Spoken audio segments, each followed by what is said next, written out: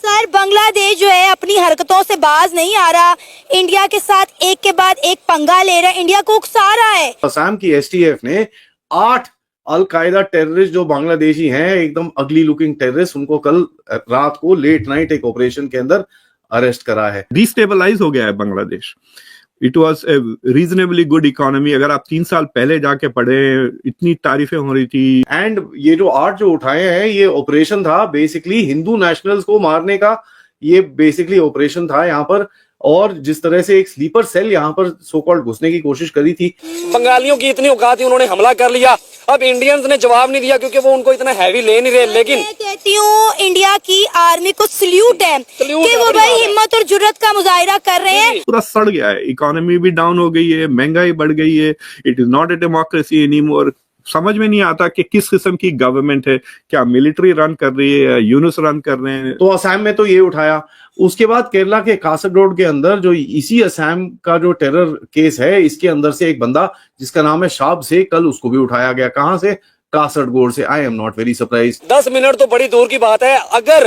अगर इंडिया चाहे तो भाई 5 मिनट से पहले उनको सेकंड्स लगेंगे, उनको मिनट्स नहीं लगेंगे, उनको कुछ सेकंड्स लगेंगे। पूरे बांग्लादेश को भाई सफा हस्ती से मिटा देंगे। देखें, तो Bangladesh can become like the new Afghanistan, जो अफगानिस्तान था 1980s में, 90s में, विद अल-कायदा भी वहां पर, आईसिस भी वहां पर। जो अमेरिका है, उन्होंने इस खित्ते में अपना जो साथी समझ लें या अपना स्ट्रेटेजिक पार्टनर समझ लें, वो भारत को चूज किया हुआ है। ये जो लॉन्ग रेंज हमारा मिसाइल प्रोग्राम है, इससे इजराइल खास तौर पर खाइफ है। क्या वो समझता है कि यहाँ से मगोरी मिसाइल जो है वो अगर लगेगा तो जाकर इजराइल को तबाह कर देगा, इसलिए वो खाइफ। नमस्कार दोस्तों, रिसेंटली असम में 8 बांग्लादेशी एक्वेडा टेररिस्ट को पकड़ा गया है और अब धीरे धीरे पूरे भारत में इलीगल बांग्लादेशी को भारत सरकार खोज कर निकाल रही है ताकि इन्हें तुरंत डिपोर्ट किया जाए। वैसे ही बांग्लादेश की इकोनॉमी की कमर अब पूरी तरह टूट चुकी है और कल बांग्लादेश की सरकार ने इंडियन गवर्नमेंट से 50,000 टन चावल का रिक्वेस्ट किया है, क्योंकि अब इनके लोग अपने सोने जेवर बेचकर खाना खा रहे हैं। लेकिन फिर भी बांग्लादेश में बैठे इनके caretaker prime minister Mohammad Yunus का एंटी इंडिया प्रोपेगेंडा खत्म ही नहीं हो रहा और ये पपेट पाकिस्तान के प्राइम मिनिस्टर शहबाज शरीफ के गले मिल रहा है। यानी हालत अब इतनी भिखारियों की जैसी हो गई है कि एक छोटा भिखमंगा बड़े भिखमंगे के पास भीख मांगने जा रहा है। मतलब एक तरफ भारत ने बांग्लादेश की बैंड बजानी शुरू कर दी है, तो दूसरी तरफ यूएसए पाकिस्तान के मिसाइल्स पर सैंक्शन लगा रही है। इसी टॉपिक पर चलिए आगे पाकिस्तानी मीडिया का रिएक्शन देखते हैं। वीडियो को लाइक और चैनल को सब्सक्राइब कर लें। सबसे पहले मैं आपको न्यूज बताऊं, असम की एसटीएफ ने 8 अल-कायदा टेररिस्ट जो बांग्लादेशी हैं, एकदम अगली लुकिंग टेररिस्ट, उनको कल रात को लेट नाइट एक ऑपरेशन के अंदर अरेस्ट करा है। चक्कर क्या है? पाकिस्तान बनने के रास्ते के अंदर सबसे पहले इनको जिहादी ग्रुप्स को वहां पर खड़ा करना पड़ेगा। और मैंने आपको बताया ही, यूनुस तो खुद ही क्या नाम है, एक टेररिस्ट ऑर्गेनाइजेशन को बिलोंग करता है, जिसका नाम क्या है? जिसका नाम है रोहिंग्या सॉलिडारिटी ऑर्गेनाइजेशन। तो अभी देखिए, अलकायदा के टेररिस्ट को तो हमने उठाया और उनको तो अभी ठुकम ठुकाई शुरू होगी। और यूनुस की तरफ से एक और अभी पहल की जा रही है कि एक इस्लामिक रेवोल्यूशनरी आर्मी बनाएंगे, और उसकी कुछ फोटोग्राफ निकली है। बेसिकली लकड़ी की बंदूक के साथ वहां पर ट्रेनिंग टूनिंग करने की चीजें दिखा रहे हैं। अब देखिए, ये फोटो ऑपरेशन है और जिस तरह से प्रोपेगेंडा ये करने की सोचते हैं, तो उस तरह से अब जो भी है, जैसे भी है, आप देख लीजिए।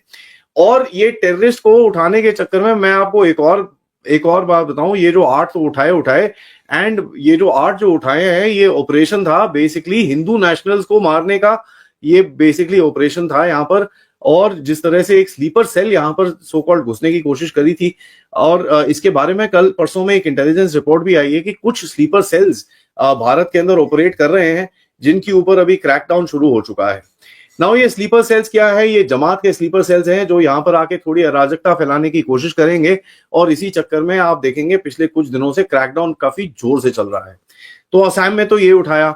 उसके बाद केरला के कासरगोड के अंदर जो इसी असम का जो टेरर केस है, इसके अंदर से एक बंदा जिसका नाम है शाब से, कल उसको भी उठाया गया। कहां से? कासरगोड से। I am not very surprise. ये भाई के बाद पूरा जिस तरह से मैंने आपको बताया कि भाई आईडीज के ऊपर भी क्रैकडाउन चल रहा है, इसके पास भी फेक आईडीज और ये सब चीजें निकली। And as a matter of fact, investigation के बाद ये भी पता चला कि अभी ये एक नेटवर्क है जिसके ऊपर अभी बस्टिंग शुरू होगी, जो फेक पासपोर्ट बना के इनको दे रहा था।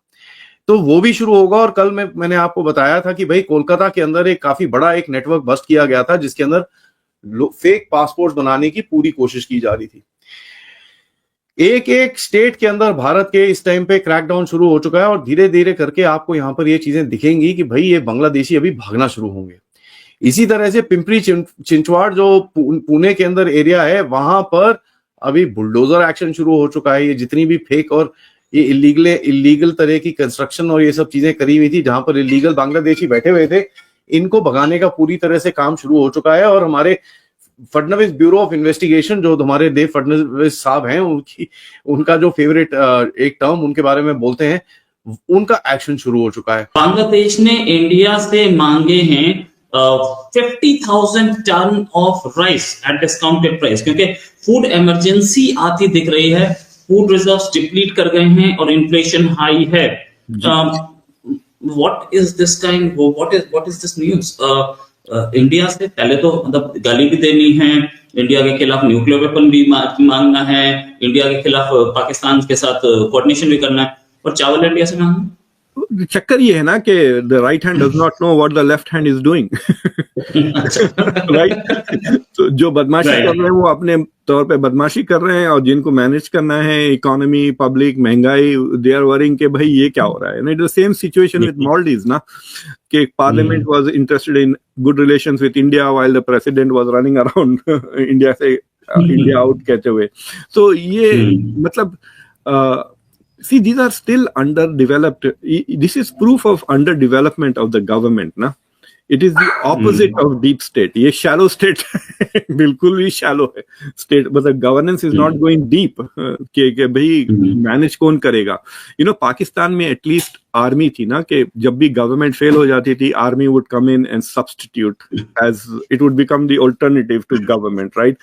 बांग्लादेश में देखो आर्मी का कुछ भी रोल नजर नहीं आ रहा। Like we don't even know what the army is doing. खामोश क्यों है, इतना सिचुएशन खराब हो रहा है? Because अगर आप देखें, यूनुस हैज डन नथिंग, मतलब ऐसा कोई इनिशिएटिव ही नहीं लिया उन्होंने जिससे आप कह सकते हैं कि अरे वाह, he is promising something positive ना, कि वो like what is he doing, कि मतलब रोज करते क्या है ये, मतलब is he planning for having a new election? अगर न्यू इलेक्शन होता तो ही कुड आस्क के भाई नए पार्टीज को रजिस्टर कर, मुझसे आधा घंटा बात कर ले, मैं उनको एटलीस्ट 5 आइडियाज दे सकता हूँ। So for example he could scrap all old parties and ask for new parties to register, right? दूसरी चीज ये कह सकते हैं कि ठीक है 6-7 महीने में हम इलेक्शन कराएंगे, so let's start getting prepared, अपने एजेंडे बताओ क्या करेंगे, ठीक है। अगर कंट्री का थोड़ा विजन बदलना है तो establish some kind of commission या कमिटी जिसमें लोग डिबेट करें। आपको पता है जब इंडिया कॉन्स्टिट्यूशन लिखा जा रहा था, इंडियन वो जो कमिटी थी डॉक्टर अंबेडकर की, वो 160 पब्लिक मीटिंग्स रखी थी, पता है आपको?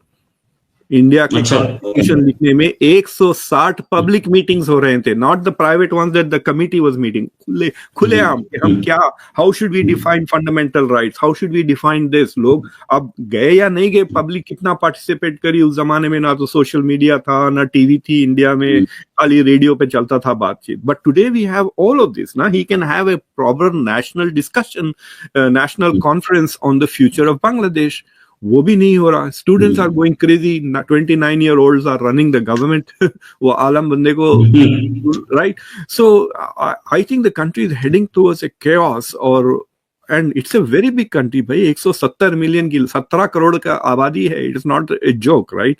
सो एंड अगर हाँ, और अगर स्टेट फेल हो जाता है तो इंडिया के लिए it's a huge crisis, because it will generate refugees. भाई हजारों क्या, आप क्या लाखों को मार डालेंगे रोड पे, बॉर्डर पर नहीं कर सकते ना। There will be so much international pressure to accept refugees. हालांकि India is not part of the refugee जो इंटरनेशनल ट्रीटीज वगैरह हैं, but India can't say no अगर लोग भूख से भाग रहे हैं या केओस हो रहा है या वायलेंस हो रहा है। और आजकल एक इंटरेस्टिंग मैप भी फ्लोट हो रहा है, where they are talking about dividing Bangladesh into Bangladesh and Hindu देश। आपने देखा होगा मैप उसको।